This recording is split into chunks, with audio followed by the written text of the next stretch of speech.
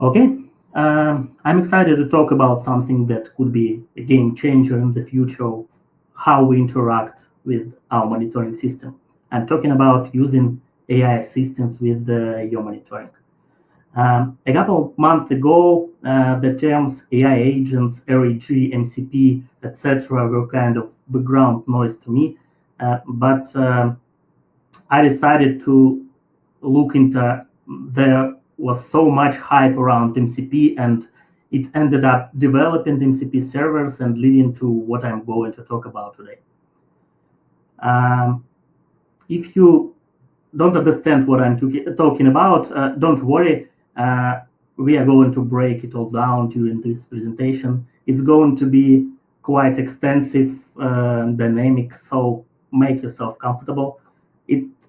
Sorry in advance, it can be a bit long, but yeah. Okay, here's what we'll cover today. First, I'll explain what MCP is, how exactly it works, and why it matters. Then we'll dive into Victoria Metrics MCP server, how to set up it, and what it can do. We'll explore real-world usage examples and scenarios, look at cloud integration, and discuss what's coming next. And a word or two about MCP Victoria logs at the end. In general, the presentation will have two main parts. The first one is about how it works in general, and the second one is about how it works with Victoria Metrics. So let's start from MCP and what exactly is MCP. Why are we only on the third intro slide of the presentation, and this is about the 100th time I've repeated those three letters. The acronym MCP stands for Model Context Protocol. Sounds kind of abstract, but what you should know is that protocol is the main word here. It's an open standard. It's an open standard that enables AI application to connect to and work with external data sources and tools. MCP allows AI models to access real-time information, databases, services, and providing consistent interface to developers for integration with various data sources. The protocol was introduced by company Anthropic. It's a company behind Cloud. It's relatively new. It was introduced about half a year ago, but the adoption was been incredible. Just look at the ecosystem growth. We already have hundreds or maybe thousands of MCP servers available for different services and tools. The community has really embraced this standard because it solves a real problem. I really love this analogy from the MCP documentation. Like think of MCP like USB-C port for AI applications.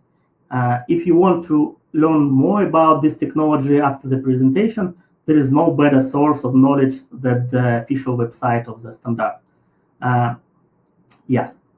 Well, it's time to find out exactly how it works.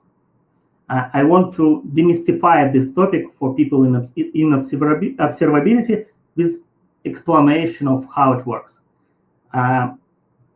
Importantly, you don't necessarily need to know about all of this to use it, but knowing will help you to use it more efficiently.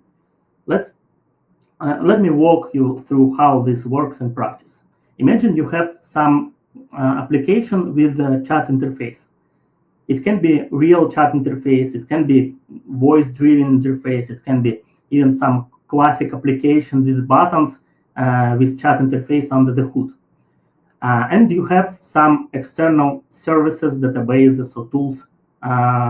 For example, let it be some application by Victoria Metrics. You want to make some request. For example, send message like, hey, tell me something about my metrics. What is your expectations here? Of course, you expect your application to go to external sources, somehow get a bunch of useful information, and simplify, summarize, structurize it for you, and answer your question with the most comprehensive and high quality answer possible. Pretty appropriate expectation these days. And how it can work. Of course, you need LLM for it, but that doesn't answer the question. Before we answer it, let's make sure everyone understands what an LLM is. LLM means large language model. Here is some definition you can read. I don't want to pronounce it. And I want to tell you about main point here. You should distinguish between LLMs and AI services, AI platforms, etc. These terms often mean the same thing in people's mind, and it confuses them. For example, ChatGPT is a service that provides a lot of functionality around LLMs called GPT. I mean, LLM is just very simple API that can predict next letters based on previous ones, and that's it. Everything else you work with in ChatGPT, like UI, chats, web search, different settings in some code, created around LLMs and interaction with LLMs. One important thing I'm trying to say here for the next slide, it's that LLM can only generate text. It can search the web in the web or call any APIs or do anything like that. So let's come back to our scheme and let's see how it worked before MCP. Before MCP, we had to create a lot of tricky code that integrated to the client and works with your external data.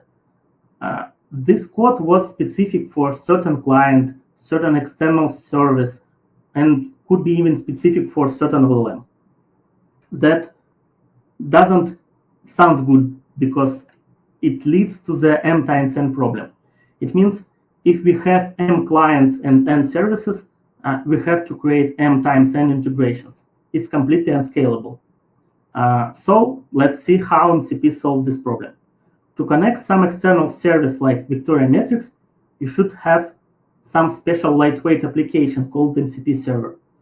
I've shown you before that there are already a huge number of such servers created for different data sources. And this MCP service provides some unified API. That's why I pointed out earlier that in acronym MCP, the main word is protocol. This means that any MCP server can be interacted within in uniform manner. So your client should somehow be able to interact with MCP servers. All or almost all popular AI clients already know how to do this. They just connect lightweight MCP client libraries in any language and can communicate with MCP servers. This application we call MCP hosts. But what does the interaction mean? What lies behind the protocol there? Okay, let's dive a little bit into this particular part of our scheme. MCP provides JSON RPC-based protocol that declares several entities. The first one called tools. It can be described as some actions that MCP servers can do. It's some executable functionality. From the client's point of view, you can receive a list of tools and execute any tool. That's it. The second one called resources. It's some data to extend context for LLM. From the client's perspective, you can retrieve a list of resources and read the content of resource. And that's it. The third one called prompts. It's some reusable templates for messages to AI. From the client's perspective, you can get a list of prompts and get content with some placeholders. For example, prompts can be common recipes or scenarios that works with this certain MCP server. As resources, MCP server can provide documentation and context to help the AI understand your system. But the main entity here is tools. Tools, a powerful primitive in MCP that enable servers to expose executable functionality. Through tools, LLM can interact with external systems, perform computations, and take actions in real world. The simplest analogy to tools is your endpoints for your API. That's why you see the OpenAPI logo here. But the fact that tools is the primary tool that you can associate with your API endpoints means one more very important thing. If your service has an OpenAPI spec, you can very easily to create an MCP server for it. And it's very easy to start interacting with it from the AI system. Most MCP servers do nothing more than translate OpenAPI spec into MCP tool-based spec and just do the recall, and that's it. There is no problem for you to generate such MCP server for your service if you have any API spec.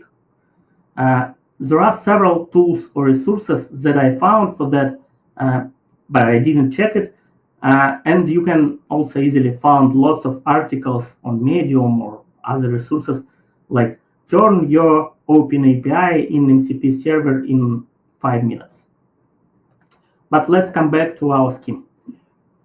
Perhaps the last thing you should know about here is what kind of transport is used when MCP server and MCP client communicate. But we'll talk about it a bit later.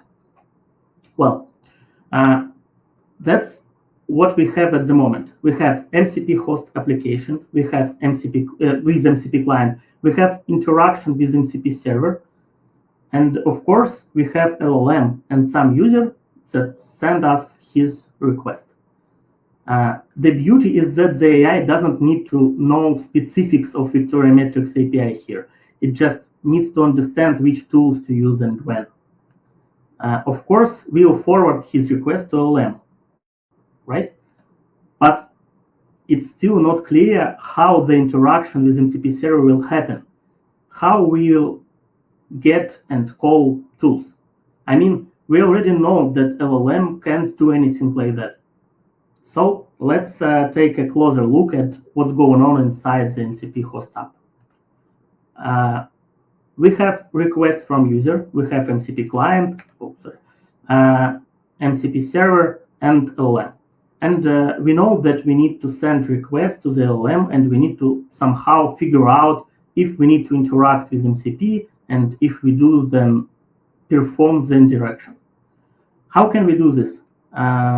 Given that we have universal information analyzer and question answer, of course, we can ask LLM what we should do. For example, we can send some query like, hey, LLM, here are some query and list of available tools with their descriptions. Based on this data, tell which of the tools should I use to answer this query. It's not real prompt, it's just demo how it can work. In real life, of course, prompt will be different. For example, we should say about formats and rules, etc.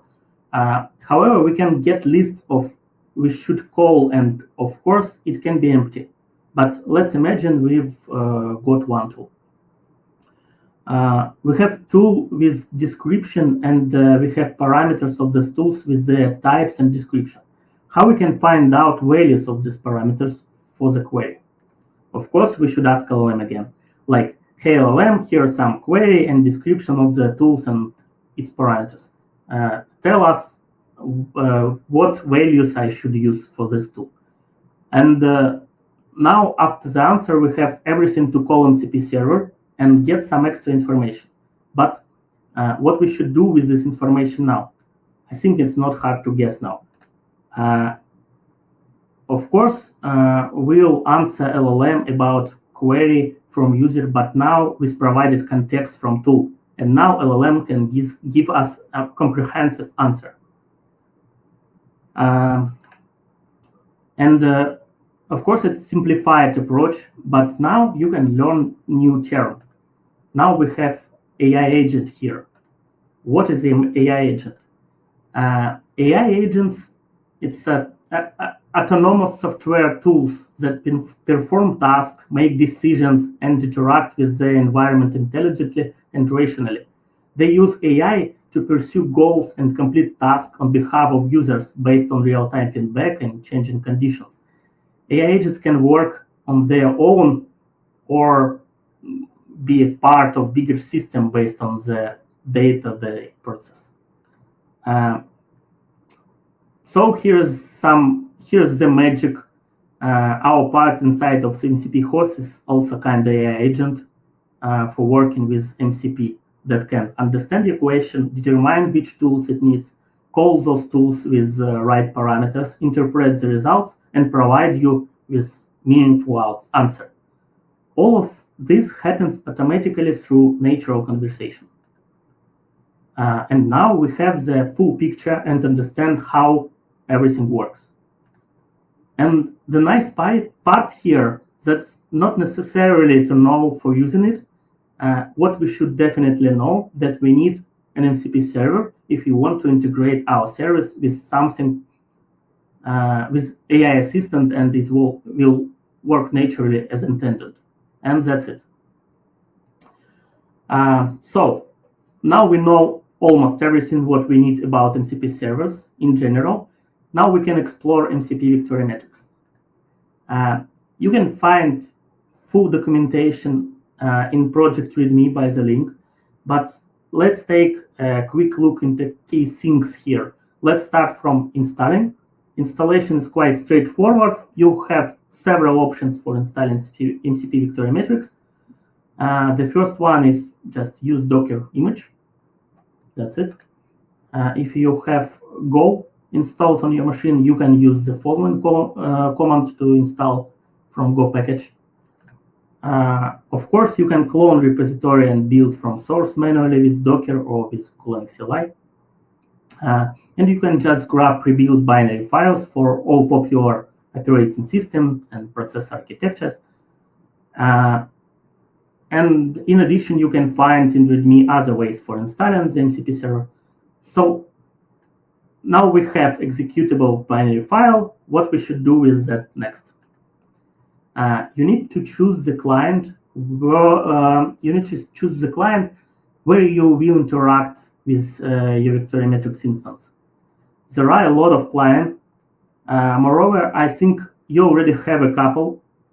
For example, popular editors like Visual Studio Code, IDEs from JetBrains, that already have embedded MCP clients inside.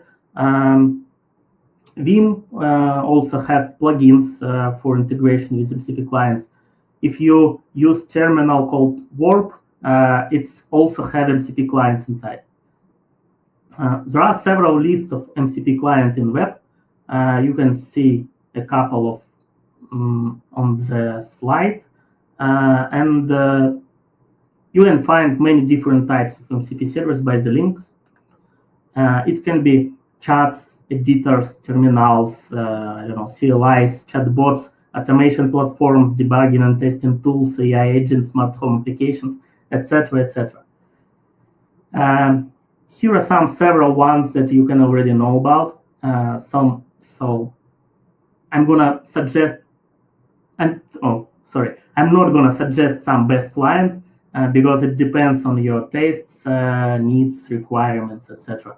I'm just going to tell you how to set up MCP victoriometrics in your client. The MCP server supports several running modes.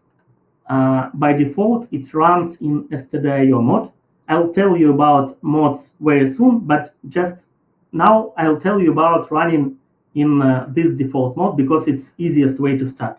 So for setuping MCP in your client, you should just use the several things. The first one, you need to specify some human readable name.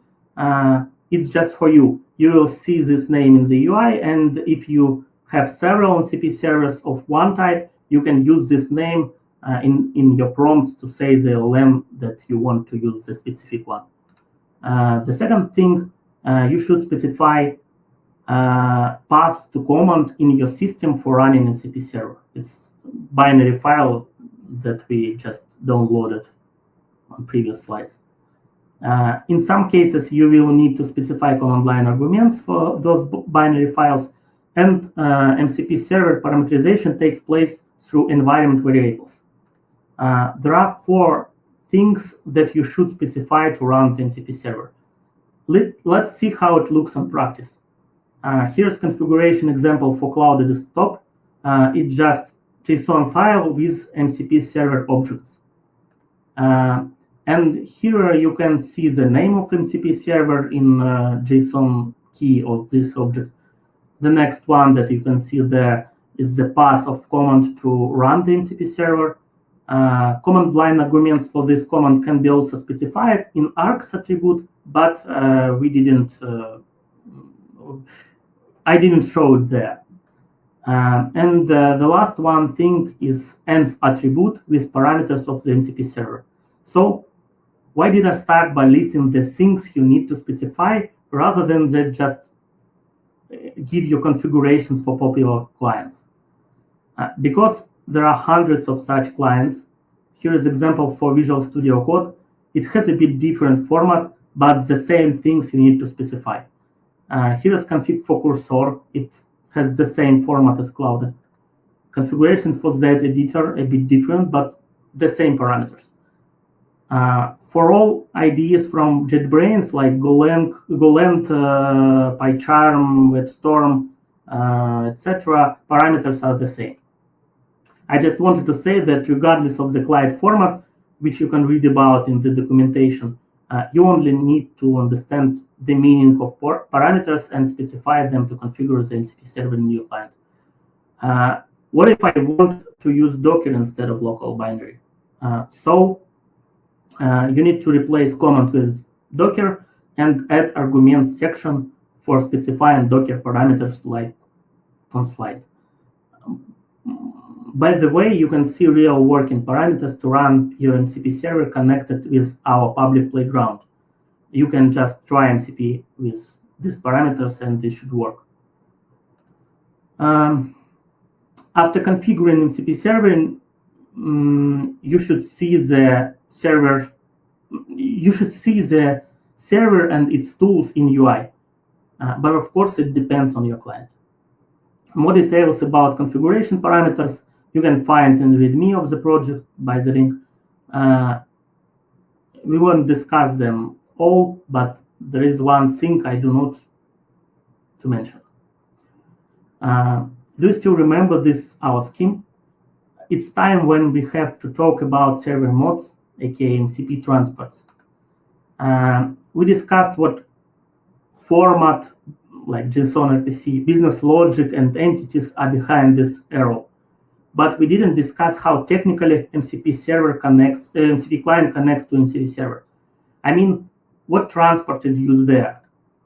In current version of Model Context Protocol declares next transports. The std.io transport enables communication through standard input and output streams, like pipes.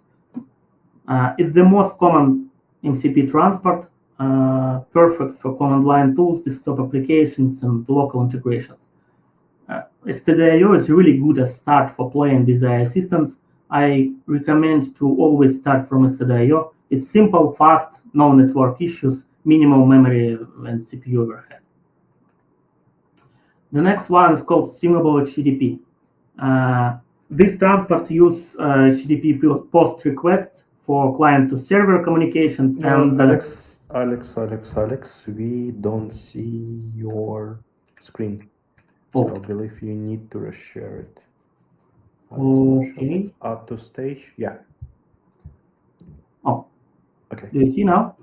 Yes. Okay. HTTP posts for client to server and server send events for server to client communication. You should use streamable HTTP when building web-based integrations when you need client-server communication over HTTP. It's the most modern standard transport for MCP, but unfortunately, it's still not supported in some clients. Maybe because it's more complex, like with HTTP, you should think about a lot of stuff like authorization, load balancing, rate limiting, caching sessions, etc., etc. All these things are possible with streamable HTTP, but it's a bit complex. Of course, you've got some overhead in speed and in resource usage comparing to STDIO. The last one called server-side events. This is predecessor of streamable HTTP that was deprecated some time ago. But as I said before, unfortunately, there are some clients that do not support streamable HTTP, but support SSE. That's why this protocol here still supported everywhere, including our server, but I don't recommend to use it if you have other options. So what we have now is transport options between MCP client and server. I'll repeat again, I'd recommend to start from stdio and move to HTTP only when you are going to use it in production on a regular basis for multiple users. I'm not gonna tell in this presentation how to configure network protocols. You can find it in MCP server README, but I had to tell about them in general. And now that we finally know what MCP is, how it works, now that we finally have MCP Victoria Metrics installed, running and configured, we can start using it and figure out what it can do. So let's explore tools supported in MCP Victoria Metrics. There are a list of them. I think if you are familiar with VM-UI and use it, you should know the most of these tools. Here are some mapping to the VM-UI. We can execute instant or range queries, get results such as on table or graph. We can get and draw raw samples with the expert API. We have option for tracing queries in queries. We have separate UI proxied from VM alerts for working with alerts and rules. We have tenant selector, we have button for predefined query, and we have a lot of separate tools which contain a lot of useful information functionality. The only tools which are present here but not covered in VM-UI, it's test rules, explain query, and documentation. Functionality of these tools exists only in MCP server or in case of test rules as separate tool. So I will not describe each tool there because literally on the next slides we will practice with all of them. So eventually we are here. We can start using MCP step by step in real scenarios. Let's start from the beginning. We have Victoria Metrics instance. We are going to use it, but it's multi-tenant cluster. We should say to MCP which tenant we want to use. Let's do it. So we can use natural language like give me the list of available tenants, or we can use which tenants do we have, or other sentences. And the AI assistant should understand us and give good answer about existing tenants. So you can see the screenshot of cloud desktop application on the slide. And I want to show you a lot of chats on the following screens, but it will be a bit different to follow them on screenshots, and it's not look good. And I like nice looking presentation. So starting from this slide, I'm going to show chats like that, but it was real chats. So again, we are asking about existing tenants, and we can see that our assistant hanging in some special block. This block means that we are calling tool from MCP server. After some time, we are getting human readable answer with the list from 4 tenants. And in addition, we can see that one of them is default, and we can see information about format of the tenant. I think this answer is complete enough. But how we can select the tenant as we do it in VM-UI? It's easy, since one of the most important capabilities of AI assistants is storing and understanding the context of conversation. We simply ask it to use a specific tenant from that point on, in this case, the default tenant. And that's it. From now on, we are working with the tenant that we selected. Well, it was easy and fast. Of course, this tool is very simple. Let's check the next ones: metrics, labels, label values, and series. Let's check out what we can do with them. We're just going to continue our previous dialogue. Of course, we have lots of metrics. Let's ask what metrics do we have and see how AI Assistant will show us these metrics. Of course, it uses this new tool from MCP server called metrics. And after that, we got summarized overview of our metrics, which groups of metrics we have with which suffixes. So let's check out of metric group, for instance, argcd. So we are saying, show me argcd metrics. It's using the metrics tool again.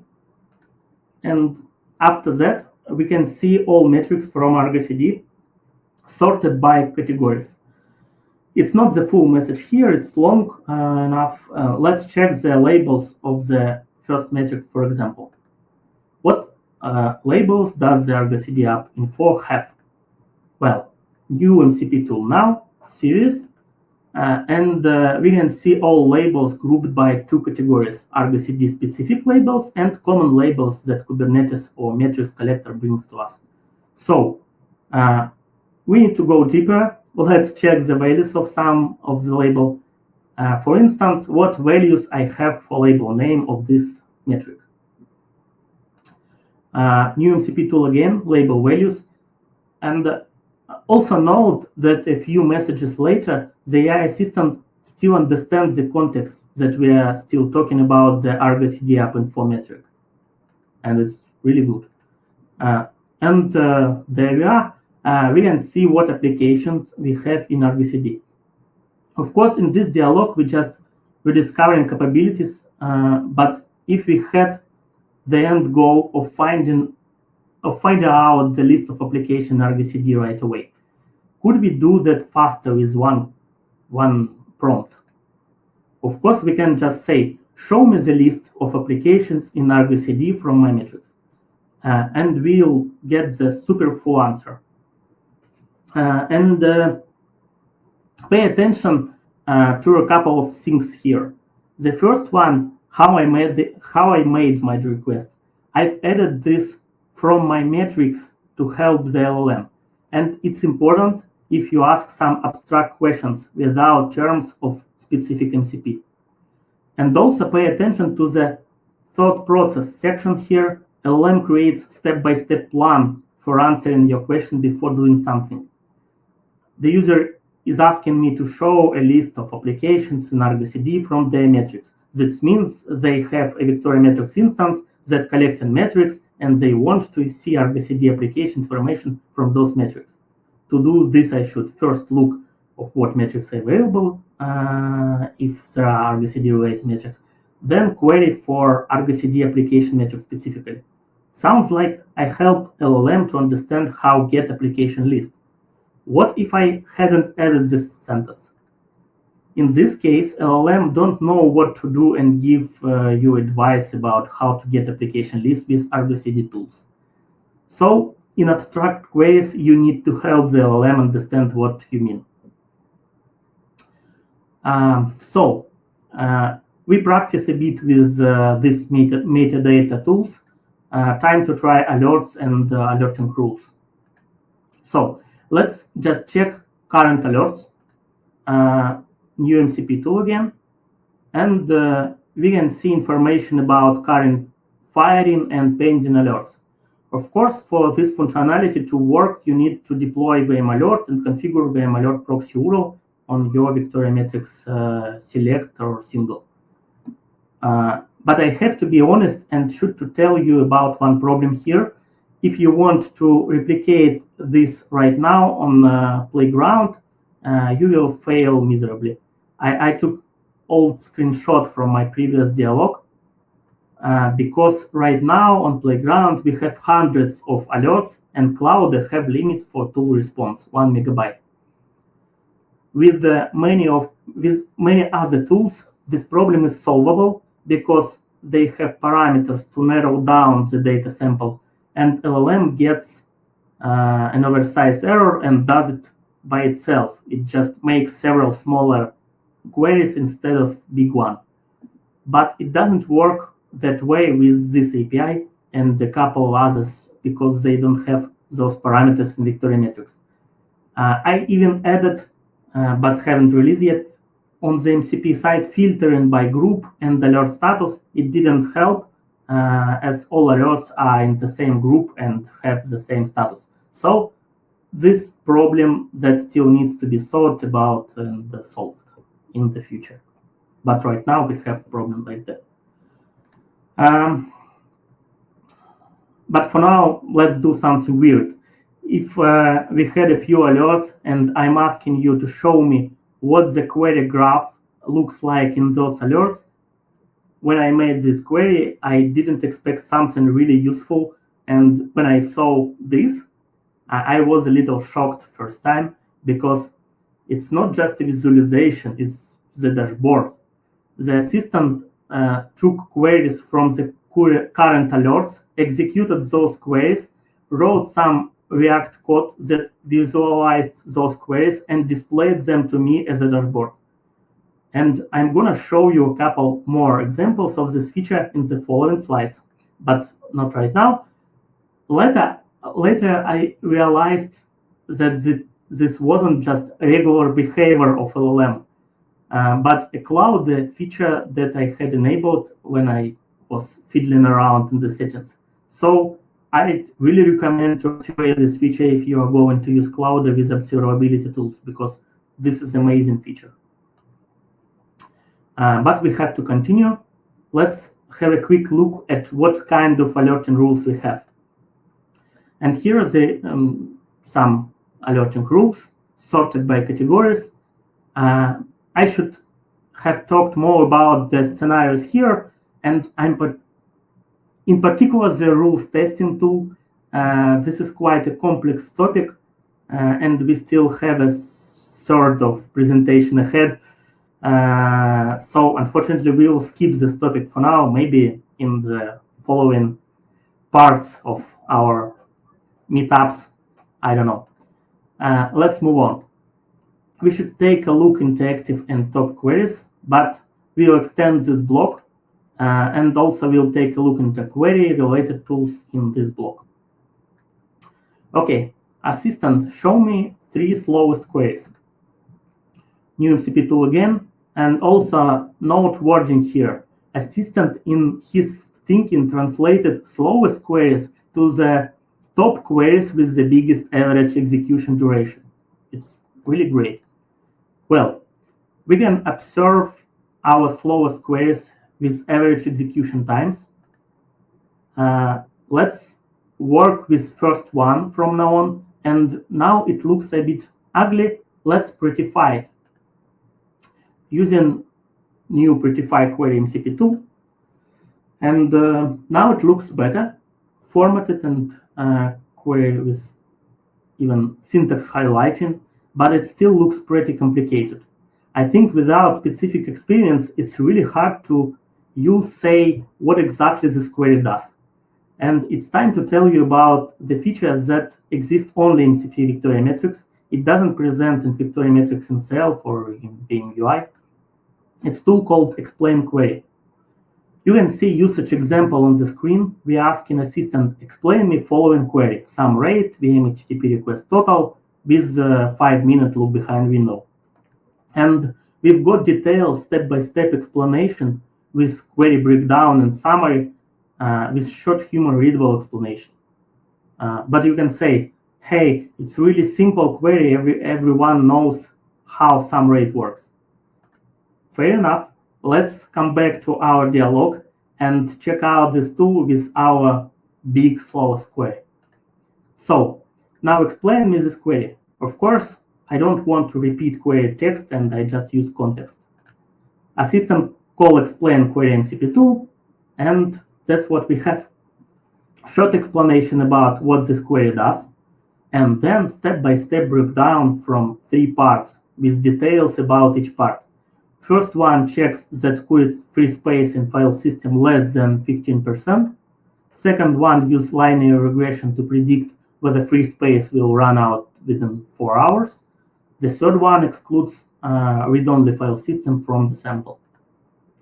And then explanation how these three parts work together. I think that's a super complex explanation, so super complete explanation, and how it works. I showed you before simple block that show you call of MCP tool. Of course, it's not just tool call. It has request parameters and response. And depending on your client, you can expand this block and see request params. In this case, it's not so interesting because it's just our query, but you can see the response here. Let's copy this response and take a look into it to demystify this magic. You can see JSON with 4 sections. There are only 3 of them on the screen. It's not just important, but okay. First one called functions info. There is one function here, predict linear, because we used only one in our query. It contains function description and category, rollup, brigade, and etc. All this information is taken from parsed metric scale documentation. The second one called metrics info. There are 3 metrics, those we used in our query: not file system avail bytes, not file system read only, and not file system size bytes. It contains group or source of metric, description, type like gauge or counter, and some labels. Third one is called syntax tree. It's our query parsed and presented as JSON in form of syntax tree. The largest and the most difficult to read section for humans. And the last one is called types info. It contains meta information about node types in syntax tree. Nothing interesting here. So, and this huge JSON we just give into LLM and saying, hey, here's a bunch of meta information and documentation about the query. Turn it into human readable form, and it does it. It works very well, and we saw the results. An attentive viewer might have wondered, I understand about functions info, syntax tree, and types info, but where did the information about metrics come from? Many of you know that the information is not available from Victoria Metrics because it doesn't store a metrics metadata. That's still the case for now. That's why I spent some time, honestly a lot of time, to collect static files with metric metadata for other popular tools like Node Exporter, Kube State Metrics, Kube API Server, etc. But there are quite a few of these files now, and it's quite difficult to generate them, but I just wanted to make POC with this, and it works awesome. This works even for metrics that aren't in the database, just a little worse. I hope this can be dropped out and everything will work after implementing this functionality. As far as I know, it's already in progress, and this feature will be really helpful for AI functionality, because right now AI works really well with known metrics because it has some internal knowledge about open source and popular metrics. But if you have your own internal product with some metrics, it can work not good. This issue should improve this situation. Yeah. Let's go next. We already know what our slow query should do, but let's try to understand what's the reason of slowness. Trace this query. Query MCP tool with trace option. And here are some details about execution of this query. How many data selects each part and what's duration, and some summary about possible slowness reasons here. Pretty good, I think. Okay, show me the graph for this query for the last 24 hours. Now query range MCP tool, because we requested query for some range. Hold on. What's going on here? Why query range again? and again and again. Let's read the text. The query returned no results over the past 24 hours, which means no file system met all 3 criteria simultaneously. This is actually good news. Let me create a more informative dashboard, blah, blah, blah. It means AI assistant doesn't found results for this particular query, and it split it to 3 parts and executed separately. Yeah, and I think it's a good decision. In the meanwhile, we've got dashboard, and this is how it looks. We can see that all of file systems have more than 90% of free space, and that's why our full query returns empty results. But to be honest, it's not really interesting query and dashboard. That's why I wanted to show you another one, not related to our previous dialogue, but still pretty good. But it's query from our public chat. Like, show me CPU utilization on some specific host for the last 2 days. And here is the graph and some text summary. It's like Grafana for humans. I think it's really good thing. Okay, we finished this block. I'll try to speed up a bit. Let's get some metric statistics inside with these tools, and we'll also take debugging tools in this block. Give me the most cardinal metrics. Great, you've got the right tool, TSDB status, and there is a table with metrics ordered by cardinality. Looks great. Which of the metrics are never used? We are seeing that unfortunately all of them are used in queries, but let's see what assistant can say next based on metric stats tool. Okay, he said that metrics with the highest cardinality are already used in queries, but there are metrics that is never used, and some other interesting insights here. Okay, let's ask assistant to create relabeling rule for us and to remove all these unused metrics. Metric start tool again, and he found the metrics and started to create a labeling rule. And he's doing more for us. He didn't just generate a relabeling rule, he's testing it with the matrix relabel debug MCP tool. That's really awesome. He running another test and another, and that's it. He created for us relabeling rule, tested it, and gave us some summary about testing. That's how it looks in real dialog, and you can see several different options of correct relabeling rules here, and some test report. I'm really excited about this. And we finished with statistics and debugging tools. We tested only one debugging tool, but I don't think that will be a problem for you to use the rest of them. So we have the last tool. Not only we want to use VM API, but we want to find answer to our questions. Let's just ask any question about Victorimetrics. For example, how to write data to Victorimetrics Cloud. We are seeing using of new tool documentation and another one, and now assistant prepared some answer for us. And that's how answer looks. It's completely comprehensive answer.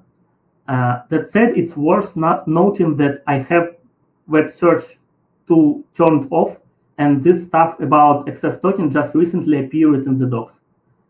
And at this point, I should be telling you about RAG systems, but unfortunately that will be definitely not fit in this talk. So many things to tell around all this.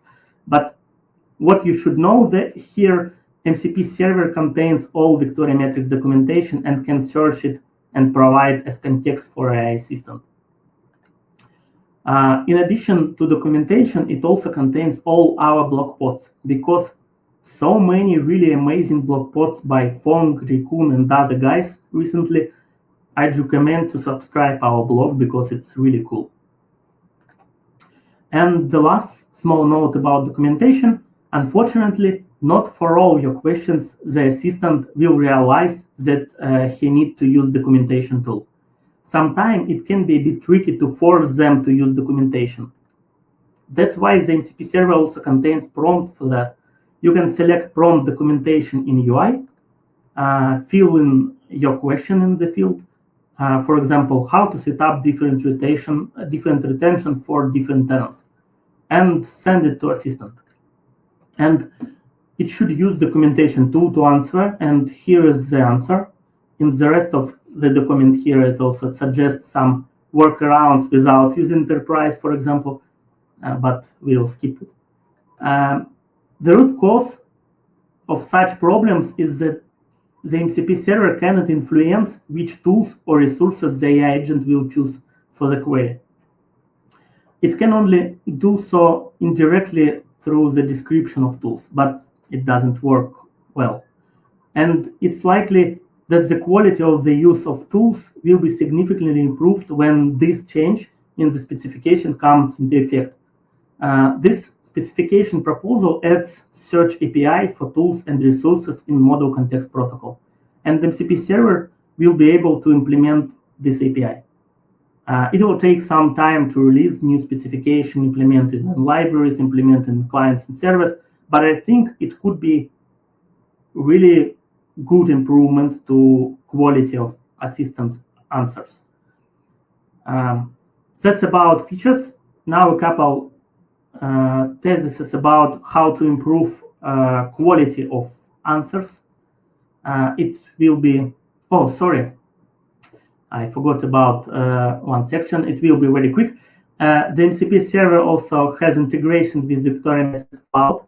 You can create API key in Victoria Metrics Cloud console, put it into the config of MCP as only parameter instead of instance point, instance type, instance bearer token, etc. And in addition to all previous tools, for all your deployments will be activated some extra cloud-specific tools. I don't have time to tell you about it more. Maybe in the next meetups, we'll have some roadmap in Project README. You can find the things like support new query statistics feature, add extra knowledge like answers from public Slack, from public chats, and GitHub issues, etc. Implement multi-instance version of MCP, support some additional APIs, support metrics metadata when it will be implemented, etc. So don't worry, I'm not going to tell you the same about MCP Victoria Logs. Just a couple words. We also have MCP for Victoria Logs. You can find all information by the link. Here you can see the list of supported tools. It's just all the read APIs that Victoria Logs supports. And I want to end with a couple tips how to improve quality of AI assistant answers. Of course, main thing here is LLM that you use. During all presentation, I was showing you Cloud. It's not an advertisement. They didn't pay me, but for me, it works better than all other LLMs in observability scenarios. Maybe I should test other LLMs more, and I'm gonna do it in the future, but not now. Selecting of tools now is the responsibility of clients, so it depends on your client how assistant work with MCP. But maybe it should be improved in the future. And of course, a lot of things depends on your wording. The more complex scenario, the more correct wording should be used. Use context. It's really powerful thing. For example, if you want to make some complex query to database, you can find necessary metrics first, and after that say, hey, how use these metrics to query something. It's maybe again about wording, but in other words, if you know capabilities, tools of MCP server, you can better put your request in the right words without abstract wording. And AI assistants every time have hallucinations, mistake, etc. That's unfortunately part and parcel. So you should take it calmly. It's worth double checking something if you are doing something irreversible or dangerous. It's again about wording. If you give more details, it will work better, help LLM to understand what do you want exactly. If you are working with some popular metrics of popular tools, it will work better than with your own internal metrics, because LLM have internal knowledge. It should get in better when we provide ways to add your metadata to LLM context. Right now, you should just know about it. And maybe it's topic for the next part of presentation, but I think power of MCP will be in synergy. If you cover all your observability stack with MCP, it can be really powerful tool with AI assistants, like combine Victoria metrics, MCP Victoria metrics, Victoria logs, and for example, Kubernetes MCP. Yeah, we have no room to live sessions here, but we have tech talks very soon called Can AI or ML Guide Observability. I don't know what Mark and Matthias prepared for you, but I hope it contains some live sessions here or so. Anyway, I think it will be great. So subscribe and join. Well, more than 200 slides flew by like a flash, and that's probably all I wanted to tell you today. Actually, not, but thanks for listening. I'm ready to answer your question in our public Slack, Telegram, GitHub issues, etc. Thank you so much. Thank you. Again, that was extremely good for me. Personally, I see this presentation first time and I enjoy it.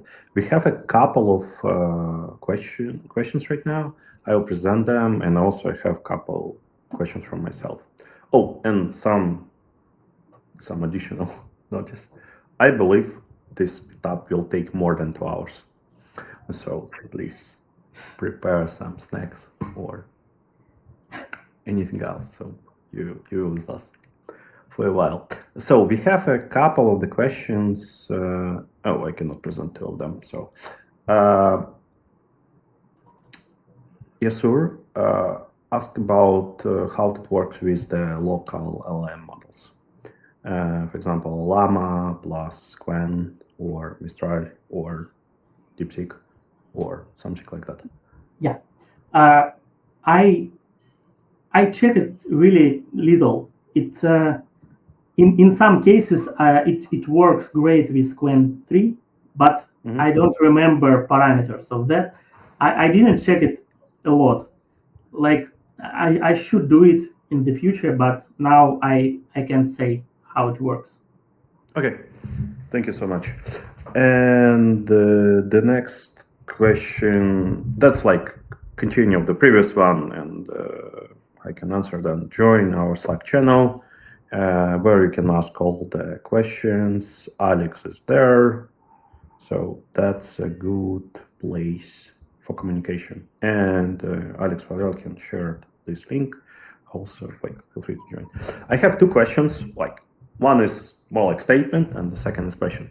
Am I understand right that the most simplest way to start trying MCP right now is first have Claude desktop, second Victoria metrics installation, and third MCP server? So, am I right? You are almost right.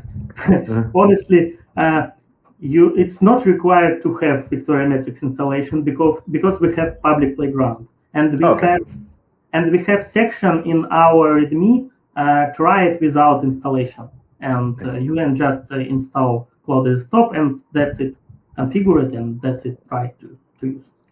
Okay, thank you so much. And the next real question, Matthias asked, I cannot find, ask about using several MCPs together. For example, I install Victoria Metrics MCP and Alert Manager MCP. Is it possible to get combined value from 2 of these tools together?